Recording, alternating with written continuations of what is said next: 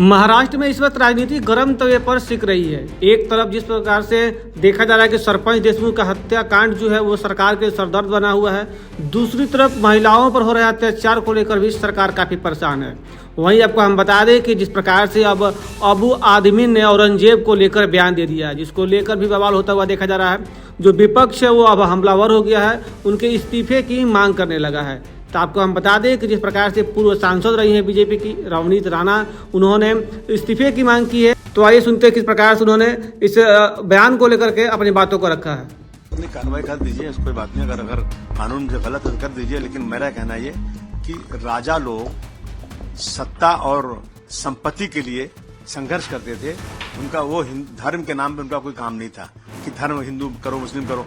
जिसने 52 साल तक हुकूमत किया हो, तो अगर जबरदस्ती हिंदुओं को मुसलमान बनाना चाहता हो तो भारतवर्ष में कितने हिंदू मुसलमान बन जाते। ये सारी चीजें कब शुरू हुई हैं? 1857 की गदर में जब मंगल पांडे ने बलिया से इस लड़ाई शुरू करी तो उसका साथ देने वाले सबसे पहले मुसलमान थे, बहादुर शाह जफर।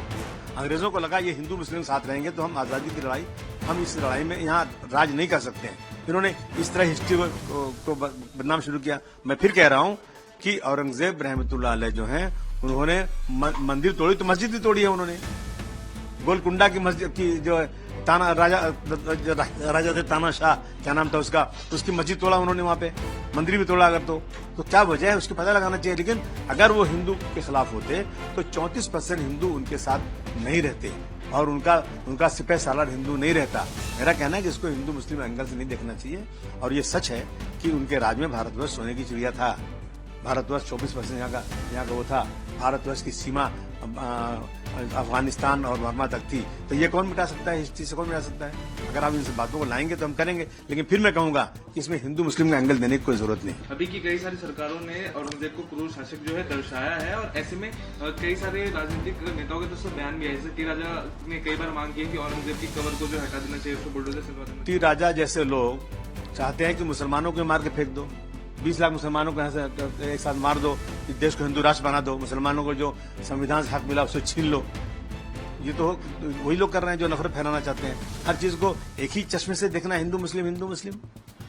उप मुख्यमंत्री एकनाथ शिंदे जी ने कहा है कि आपका बयान काफी आपत्तिजनक है। इसको लेकर वो मुख्यमंत्री से कहेंगे कि आपके ऊपर कार्रवाई करे और आपसे माफी मांगने की भी अपील की।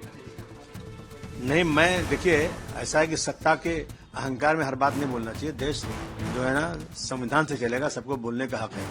मैं किसी हिंदू भाई के खिलाफ बोलूं तो मुझे आप कहिए। मैं तो कह रहा हूं कि वो हिंदुओं के साथ ही थे। उन्होंने 34% हिंदू उनके साथ, उनके उसमें रियायत उनमें थे, उनके सरकार में थे।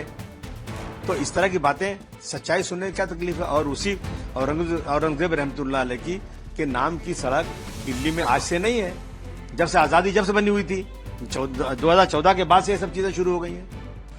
कल एक विधायक ने महाराष्ट्र में एक स्टेटमेंट दिया कि औरंगजेब ने राजा होने के तौर पर बहुत अच्छा प्रशासक चलाया, बहुत अच्छे से सेवा दी।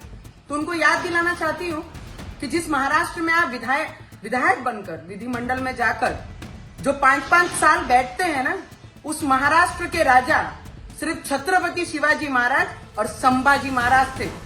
और तुम्हारे बाप ने 100 करोड़ बाप जो तुम्हारा है औरंगजेब, जिसने हमारे संभाजी महाराज पर इतना अत्याचार किया। हम लोगों ने तो इतिहास पढ़ा है, पर जिन्होंने पढ़ा नहीं है ना, तुम जैसे लोगों ने जाकर एक बार थिएटर में छावा पिक्चर देखनी चाहिए कि तुम्हारे बाप ने हमारे भगवान के साथ, संभाजी महाराज के साथ क्या किया था। मैं इतना ही बोलना चाहूंगी। महाराष्ट्र गवर्नमेंट से एक विनती करूंगी, औरंगाबाद का नाम जिस तरीके से बदलकर हमारे भगवान संभाजी महाराज के नाम पे रखा है, जल्द से जल्द जो कबर औरंगाबाद में औरंगजेब की है वो उखाड़ के फेंक दीजिए। और जिसे इतनी प्यारी है, पढ़ते रहिए fight against criminal daily newspaper.